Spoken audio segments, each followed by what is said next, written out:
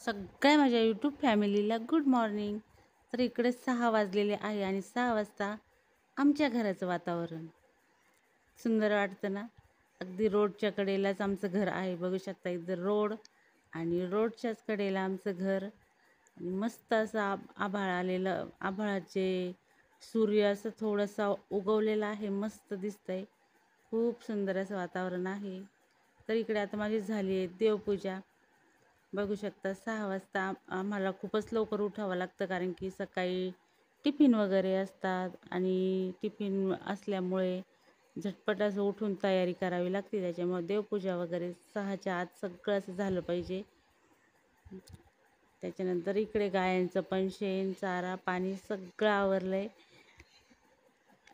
आता टिफिन झाल्यानंतर इकडं आले मी चारायला.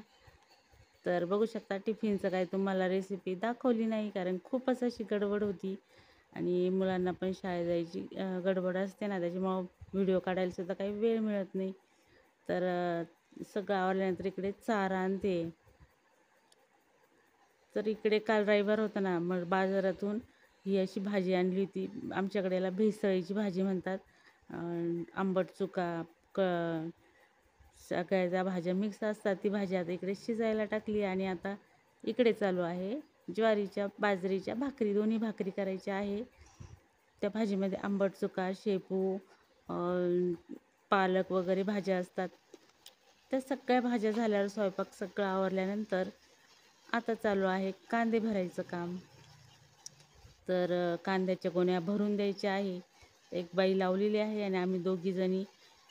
तर आता जवळपास सगळ्या कांद्याच्या गोण्या भरून झाल्यात. 21 गोण्या भरल्या आणि आता येतोय संध्याकाळची 6 वाजले. बाईची सुट्टी झाली त्यावेळेस घरी. तर घराच्या साईडलाच थोडीशी आमची कांद्याची चाळ आहे. तर घरी येताना इथे बघू शकता तुम्ही, येथे आहे आळूचे पानं. पण आम्ही काही ते आत्ता भाजीला नेणार नाही, कारण की आत्ताच खाल्ले होते आणि मुलांनी गायांचं सगळं असं आवरलेलं आहे. त्याच्यानंतर घरी आलेला आम्ही आत्ता घेतला एक चहा आणि आता संध्याकाळच्या स्वयंपाकाला बनवले इकडे हुलग्याची जिलबी म्हणतात किंवा कुळथाची भाजी, याला काही म्हणतात. तर बघू शकता झटपट अशी बनवली. आता छोटासा व्लॉग कसा वाटला नक्कीच कमेंटमध्ये सांगा.